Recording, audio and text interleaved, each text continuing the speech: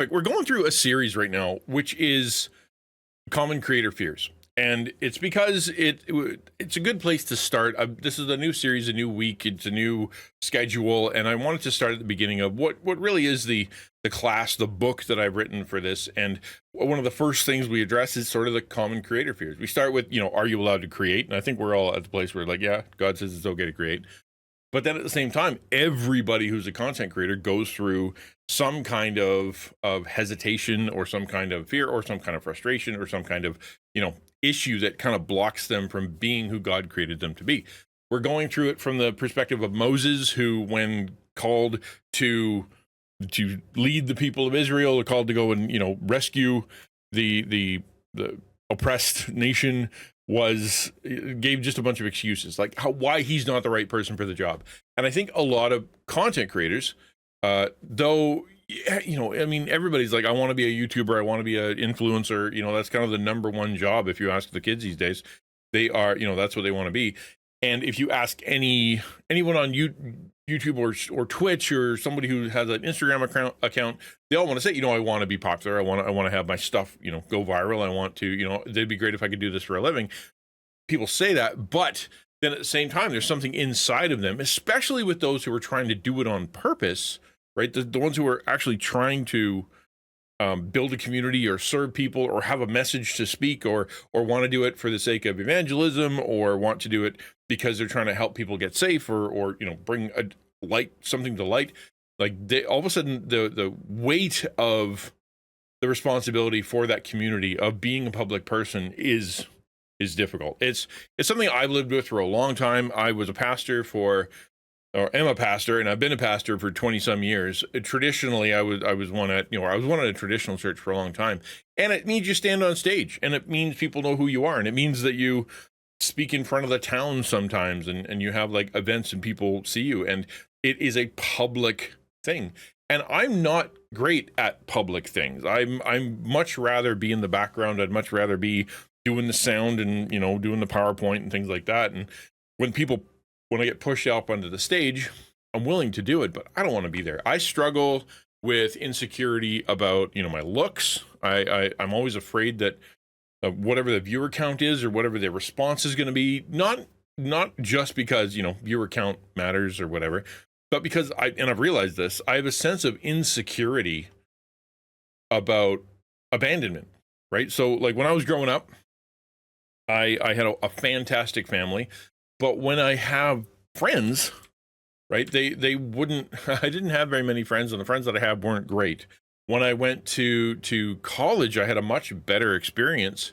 But when I went into the church after graduating, I just went through church after church after church of just really difficult, really toxic, abusive situations. And so I kind of connected all that in my heart to, if the viewer count goes down or if the viewer count's not quite right, it's not just like, oh, bummer, nobody's watching. It's like, I feel a sense of abandonment. Like, wow, 2,000 people hit the like button or the follow button or the subscribe button. And and now they're not here. They did like me. Now I've screwed it up. I've done something. They don't like me anymore. What have I done? I've been I just get all up in my head. I just, like, what did I do? And so it makes the next time jumping into the spotlight, jumping into the, wherever the message is, kind of difficult, because I don't want to be judged and I don't want to be rejected and I don't want to be hurt. I want to be loved. I want to be, someone that brings value, that someone's like, hey, that was pretty cool. I think that's universal, and I think it's very human. But I think Christian content creators, especially, because we come at it from a different perspective of what we do is an act of service, right? What we do isn't just for us. We want to do it because we want to help a certain people, or we want to, bring salt and light to a difficult place, or we want to raise money for charity, or, whatever it is. Like, we have a reason. And so we have this double sense of responsibility that when we're on and things don't go well, or when we're on and people are saying mean stuff, it's not like we're the only the ones being afraid, but like, we're letting God down, or we're doing something that we shouldn't be doing. Like, it compounds. Psychologists call this because of course they do. Psychologists love naming things, the spotlight effect, right? The spotlight effect is where you have tendency to overestimate how much other people are noticing your flaws, right? You walk into a room and if you're like me, you're immediately like, is my fly down? I got to check, like, what, is there anything on my face? Like, is anything tied up? Do I have all my buttons put together? Like, you just checked 5 seconds ago, you got dressed, and now you're in here, and now you wonder if your whole thing fell apart just because you walked into the room. And it's like, you assume people are looking at you, you assume people are judging, you assume people see all your flaws and that they remember you.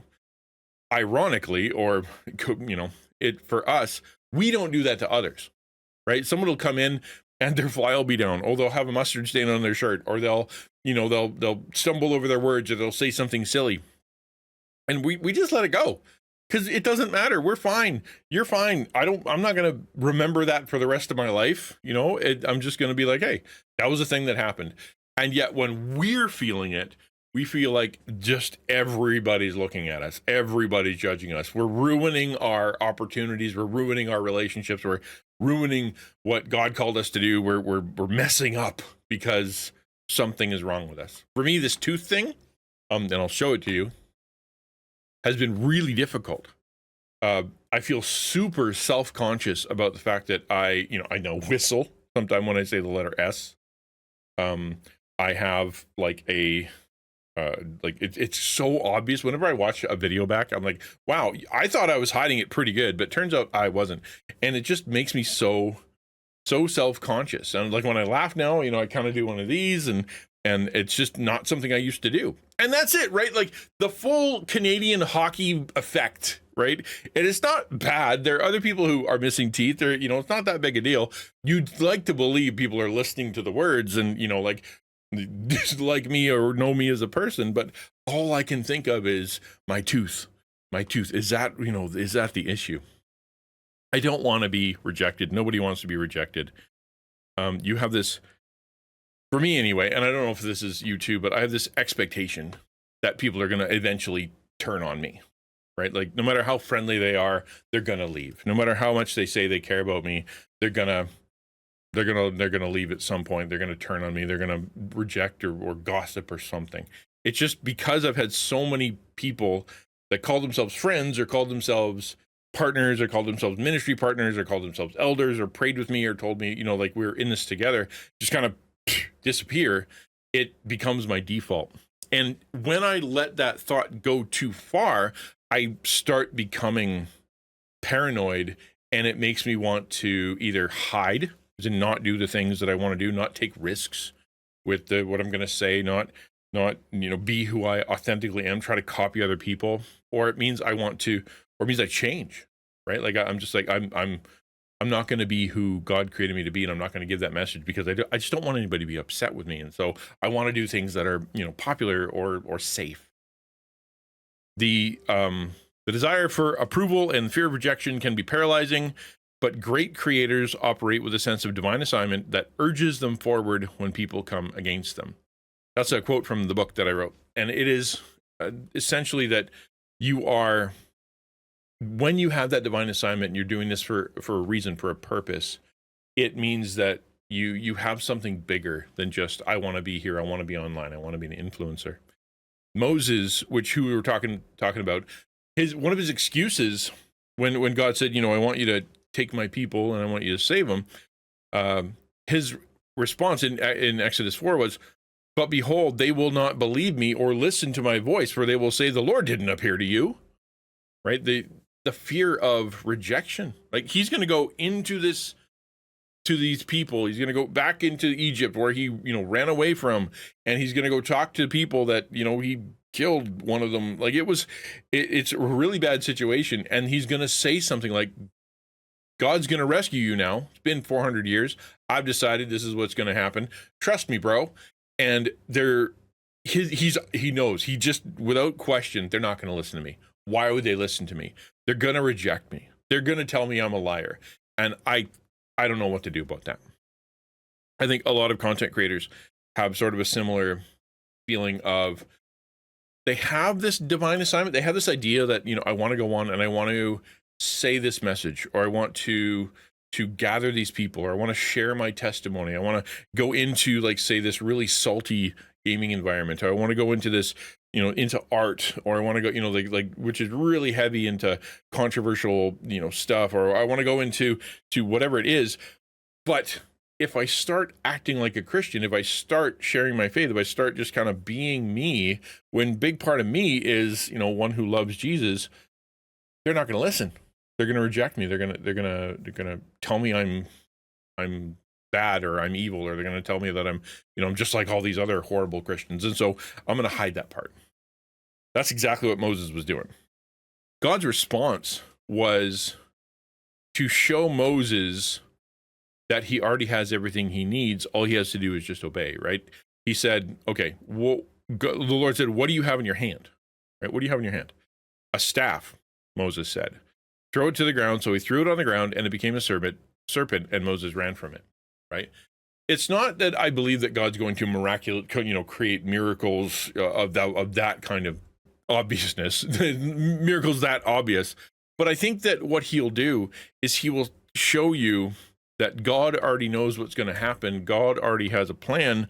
The results belong to God. The delivery of what's going on is his words, and he's going to be the one that empowers it. Your job, your only job when it comes to being a representative, being a Christian content creator, being someone who's willing to walk out into a convention, or into the public, or to your friends or whatever. Your job isn't to come up with the perfect words, isn't to come up with the perfect language to try to figure out how to look powerful or look good, or hide all that part of you that that you don't want to show. Your job is just to walk in there and be who God created you to be, and deliver the message, allowing God to do the work. The thing that's going to screw you up, right, is that fear of man, that fear of the human response, that when you obey God and you say what he wants you to say, and it's not always the gospel. Like, I'm not even talking about the gospel. I mean, like, you want to pivot your content because you want to raise money for this charity, or you want to create art that is something unique and special, something that comes from you, but nobody really does that. Or you want to start content creation, but you're surrounded by a bunch of traditional Christians who don't understand the internet. And so therefore, like, you're worried that if you do this, you're going to face rejection. Like that fear of, but what will they say? But what will they say? What if I look weird? What if I sound weird? What if I do something weird and they make me feel bad, right? Either through silence or through ridicule. That's going to cause you not only to not obey, not do the thing that God wants you to do, but it's going to make you feel really bad too, because you know where you're supposed to be. You know what you're supposed to be saying. You have a sense of calling and divine assignment that makes you go, I want to do this because I love those people, or I hate that problem, or I'm it's really important to me, but I'm avoiding it. My suggestion to you, my application to you is this: focus on your integrity first. Focus on serving others. Make it so that when you speak this message, or when you enter that area, or when you walk into that situation, or you play that game, or you're part of that community, think in your mind, I'm going to be someone of integrity, and what I do here is an act of service.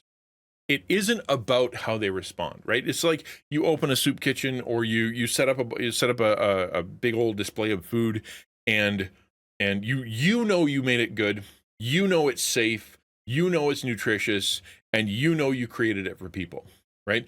That's the obedient. You set the table. You can't control who's going to come and eat at the table. You can't control how they respond to the food. You can't control what they're going to do with the energy they get as a result of your food. What you can do is you can do your best to have the integrity of making the meal as best as you can, and what you believe that is best for them. You can't control the response. All you can control is you. You cannot control how people respond. You can control your content, and you can control your delivery, and you can control how honest, right? How honest you're going to be, and you can control how excellent it is, or how much time you put into it. But you cannot control their response. If the response is going to paralyze you, if you're that afraid of them, there's something going on inside of you that you need to work on. You know, where does that come from? Why am I so afraid? Why am I pulling my punches? Why am I not being honest? Why am I not entering into that community? Why am I hiding myself? Or why am I afraid to step in, or you know, whatever it is? And if the answer is because I'm worried about rejection, I don't want them to hurt my feelings, that's probably something from your past. Think about it. Get some counseling. Talk to your pastor. You know, really process, you know, where that comes from, and then be willing to step out and go, all I want to be is someone who is good, who is salt, who is light, has integrity, who's here to serve. And I know that the enemy hates that. I know that people are going to not necessarily take it as true, but I know in my heart that I'm here for the right reason. Yeah, it's hard. It's not easy. It's not easy to do. I'm not making it sound like it's easy, but I will say that once you get your head wrapped around the fact that what you're doing is an act of service and you're doing it with integrity, it is just so much easier to let the response be in God's hands, then, because you know that you've done the obedient thing. And the more you do that, the more you'll see that the people who were supposed to listen will, the people who are supposed to act will, the community that you were supposed to build will show up, and the people that God wanted you to serve will be served. The more that you do that, you're going to realize, hey, wait a minute, I don't have to be afraid. Yeah, there's going to be jerks. Yeah, there's going to be people, but I got to get over that because that's all my stuff. But God really is going to bring me along.